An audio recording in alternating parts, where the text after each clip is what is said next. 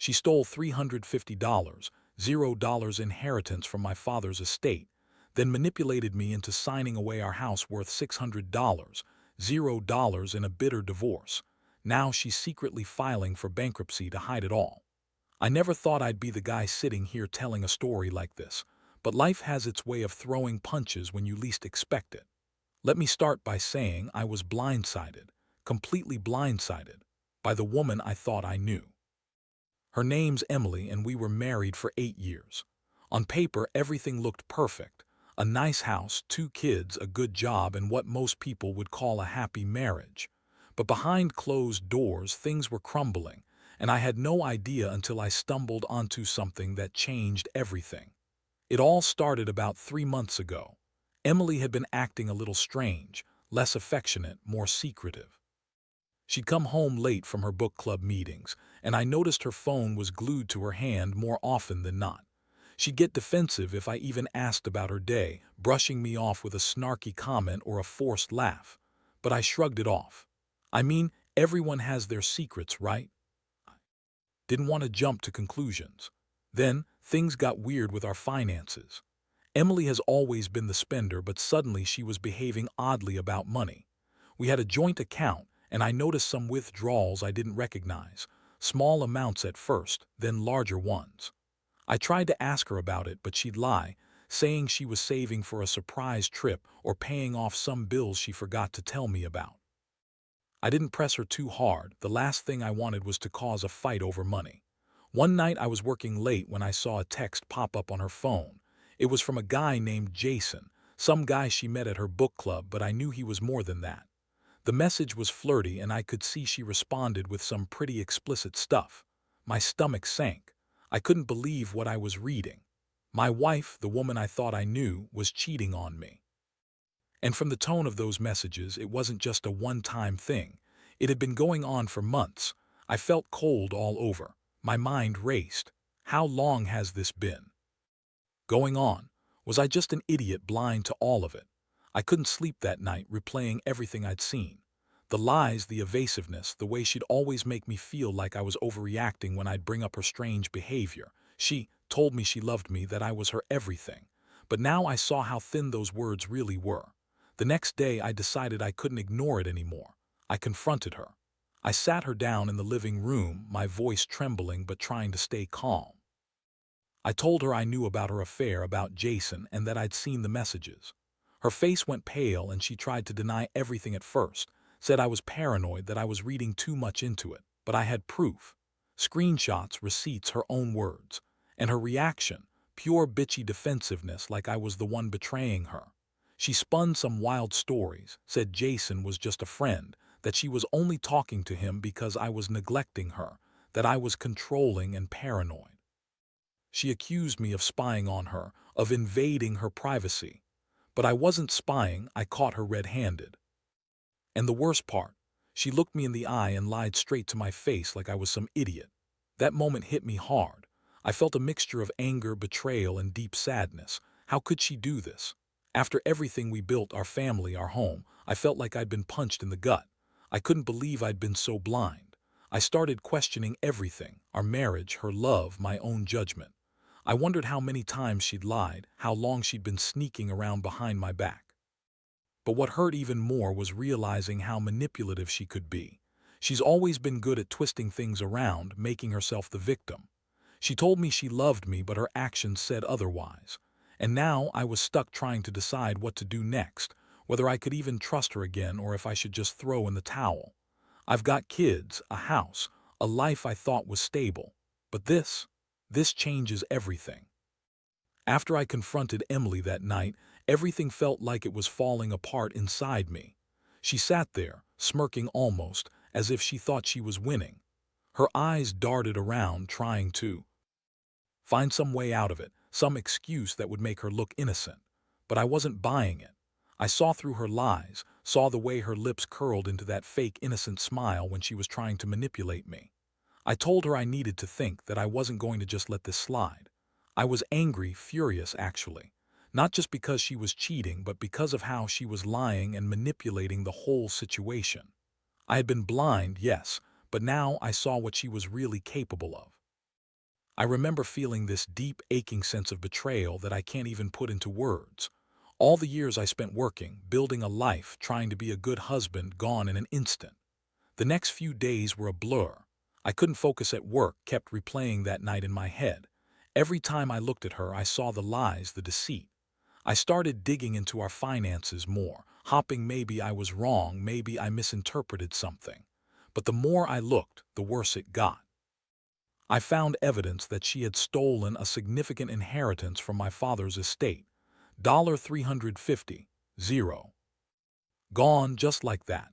She had manipulated her way into getting her hands on it, claiming she needed it for emergencies.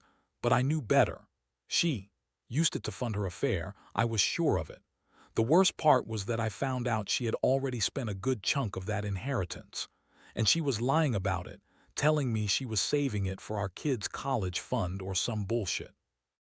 I knew she was lying because I'd seen the bank statements, large withdrawals, luxury shopping sprees, and expensive trips she never mentioned. She'd been secretly draining my father's estate and lying to my face about it. I felt sick just thinking about how much she'd stolen and how she'd lied to me all along. That's when I realized she wasn't just cheating physically. She was cheating financially, emotionally, everything. And I had no idea how deep this rabbit hole went.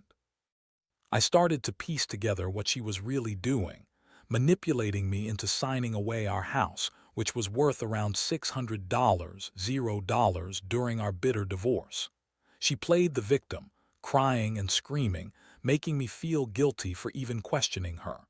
I remember her telling me I was controlling, that I was paranoid, that I didn't trust her, but I knew the truth. She'd been lying the entire time.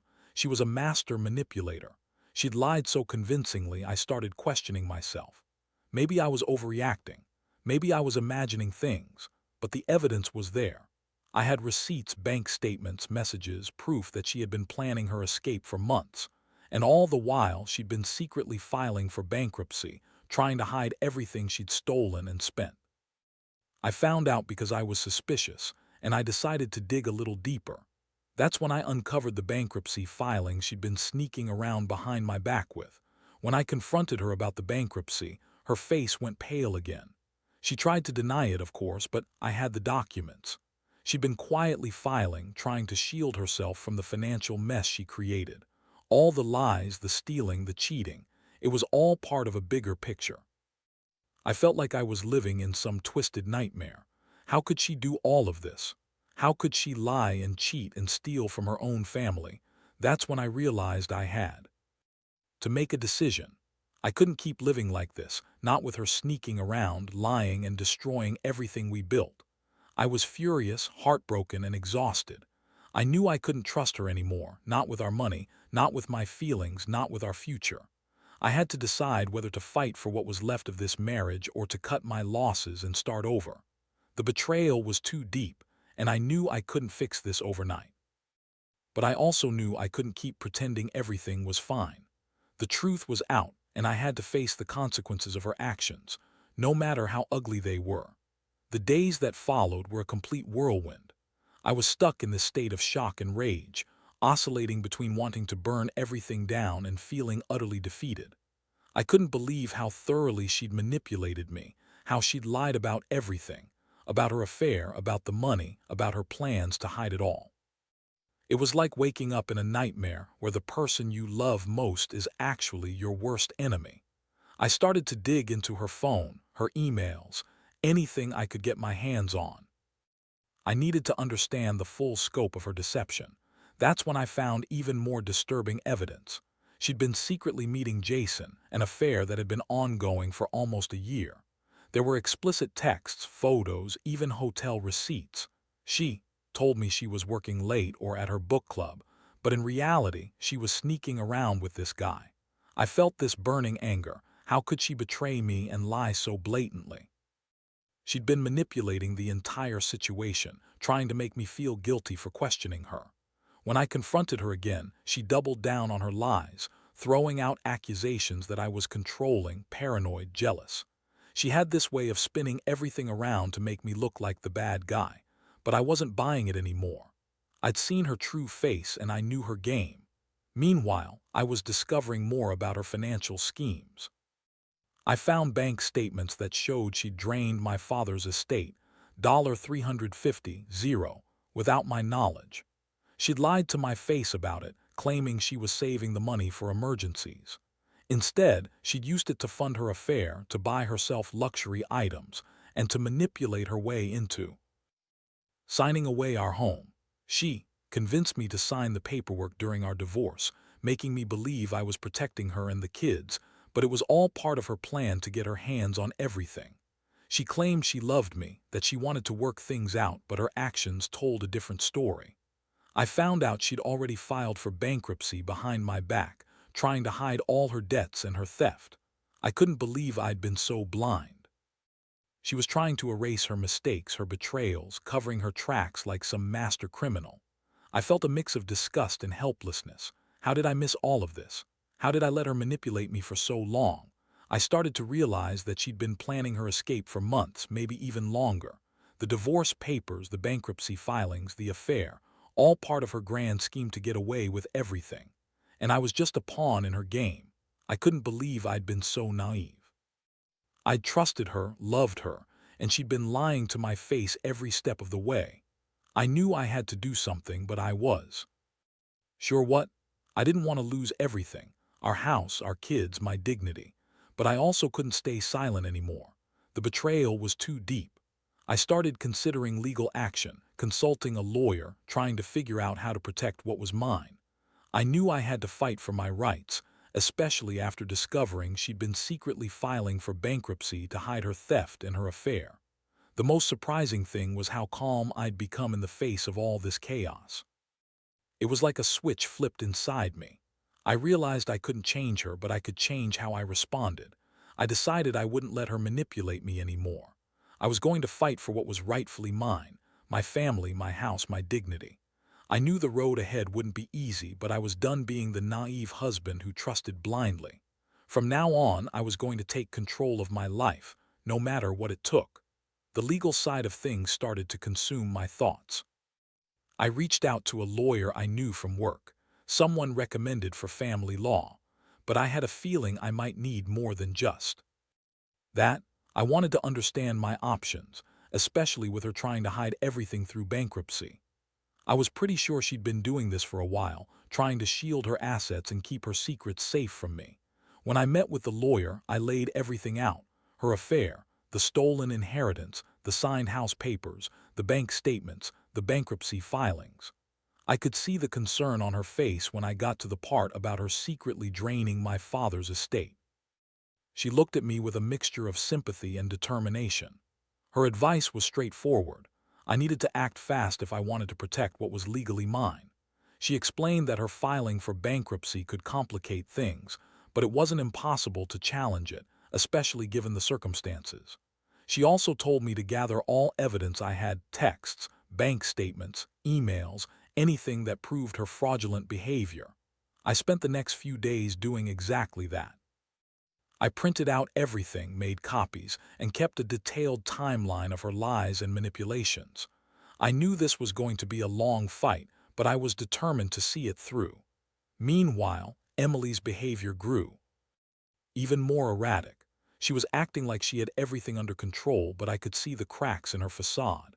She'd lash out at me, accuse me of spying, of trying to ruin her, but I didn't care anymore. Every time she lied, I felt a little more justified in fighting back. I started to realize she'd been planning her escape for months, maybe even years. All the signs had been there, I just hadn't seen them clearly until now. One night, I found her packing a bag. She was acting suspicious, trying to hide her movements. I confronted her about it, and she snapped at me, claiming she was just going to her sister's house for a few days to clear her head. But I knew better. I saw the way she was sneaking around, the hurried way she was stuffing clothes into her bag. I felt a surge of anger. How dare she try to run away when everything was falling apart? I told her she wasn't going anywhere until we sorted things out legally and financially. Her reaction was classic Emily. She started crying, saying I was ruining everything, that I was a jealous control freak, that she deserved to be happy. She played the victim like I was the bad guy, but I wasn't buying it anymore. I told her she had two choices: come clean, face the consequences, and work through this with me, or leave and face the full legal repercussions of her actions. She glared at me, then stormed out of the room, slamming the door behind her. That was the moment I realized I had crossed a line. I wasn't going to let her manipulate me anymore. She had her secrets, her lies, her schemes. She was trying to run from her past, but I wasn't going to let her. I knew I had to prepare for a tough fight to protect what was mine and to hold her accountable for everything she'd done. I was done being the naive husband, hopping for the best. Now I was ready to take control, even if it meant tearing everything apart first. I had to stand up for myself and my future, no matter how ugly this all became. The legal battle was nothing like I expected. It was brutal, messy, and emotionally draining. Emily was fighting dirty, throwing everything she had at me: lies, accusations, manipulations. She tried to spin the story that I was controlling, that I was the one cheating, that I was the one draining her emotionally and financially. But I had the evidence, and I made sure it was all documented. Every text, every bank statement, every email, proof that she had been lying and stealing from us. Her bankruptcy filing was a big hurdle, but I wasn't going to let her hide behind it. I worked with my lawyer to challenge her claims, especially since I knew she'd been secretly transferring assets and hiding her debts. I also hired a forensic accountant to trace the money, $350, from my father's estate, that she'd stolen. It was staggering how much she'd drained, and I was furious knowing she'd been living a double life, lying to my face while she spent our future away. Meanwhile, Emily's manipulative side came out even more. She tried to turn the kids against me, telling them I was a control freak, that I didn't love their mother anymore. She played the victim in front of everyone, crying and screaming about how unfair I was. But I stayed focused. I knew she was trying to use the kids as pawns, and I refused to let her manipulate them the way she'd manipulated me. One night she completely lost it. She showed up at the house, drunk, screaming about how I was ruining her life. She accused me of trying to take everything from her, of being a terrible husband. She was crying, slurring her words, and trying to guilt-trip me into backing down. I stood there trying to stay calm, telling her she needed to leave and that this wasn't the place for her to bash me in front of our kids. That was the moment I realized how far gone she was, her desperation, her anger, her complete lack of remorse. The court hearings were even more intense. Emily tried to claim she was innocent, that I was the one who'd been controlling and abusive. But I had my documentation. I presented everything: the evidence of her affair, the stolen inheritance, the secret bankruptcy filings, the texts where she admitted to her affair with Jason. The judge saw through her lies, and bit by bit, I could feel the case turning in my favor. But even with that, I knew she wasn't going to go down without a fight. Throughout it all, I felt a strange mixture of relief and heartbreak. Relief that I was finally exposing her, fighting for what's mine. Heartbreak because I still loved her, or at least I thought I did, and seeing her like this, so manipulative, so lost, was heartbreaking. I wondered if I'd ever really known her at all. I kept asking myself how someone I trusted so completely could do all of this: cheat, steal, lie, manipulate, while pretending to be the victim. But I also knew I couldn't stay in that place of regret. I had to focus on moving forward, protecting my kids, and rebuilding my life. The house, the inheritance, the future, all of it was at stake. I had to fight for it, no matter how brutal it got. I had to stand my ground and make sure she paid for what she'd done. I wasn't just fighting for the money or the house. I was fighting to reclaim my dignity, to prove I wasn't some naive fool who got played for years. This whole ordeal has changed me forever. I don't think I'll ever trust anyone the same way again. But I also learned that sometimes the truth has to come out, even if it destroys everything. And in the end, I realized I'm stronger than I thought. I just wish I had seen through her sooner.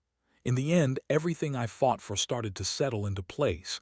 At least, that's what I tell myself now. The court case wrapped up, and the judge saw through Emily's manipulations. She was ordered to pay back the stolen inheritance, and her bankruptcy was dismissed after revealing her fraudulent filings. The house was awarded to me, and I managed to keep most of the savings I had left. It wasn't the perfect outcome, but it was enough to start rebuilding my life from the ashes of her betrayal. Looking back, I realize how much I underestimated her. Emily had always been good at hiding her true intentions, but her greed and lies finally caught up with her. I learned a hard lesson about trust, about how some people can wear masks so convincingly that they fool even the closest ones. I also learned that sometimes the only way to protect yourself is to dig deep, confront the truth, and fight back with everything you've got. The process was exhausting, emotionally and mentally. I lost sleep, I lost faith in what I thought was real, and I lost some part of my innocence. But I also gained clarity. I now understand that people can be incredibly manipulative, and that sometimes you have to be ruthless in defending what's yours. I've become more cautious, more guarded, but also more aware of the warning signs I once ignored. My kids are still adjusting, and I'm doing my best to shield them from the chaos. I want them to see that even in the worst moments, you can find strength. That betrayal doesn't have to define you, and that standing up for yourself is the most important thing you can do. I've told them that honesty and integrity matter, and I hope they remember that when they grow older. As for Emily, I don't know where she is now. I haven't seen her since the court case ended, and I don't care to. I've realized I deserve better, someone who respects me, who values honesty, and who doesn't manipulate and steal from me. I've learned to be cautious, but I've also learned to trust my instincts again. It's a long road ahead, but I know I'll get there. If there's one thing I want anyone reading this to take away, it's this: never ignore the signs, trust your gut. When something feels off, dig deeper. Because betrayal can come from the people you least expect, and the damage it causes is often worse than you can imagine. But also remember, you're stronger than you think. And no matter how dark the storm, there's always a way to find the light on the other side.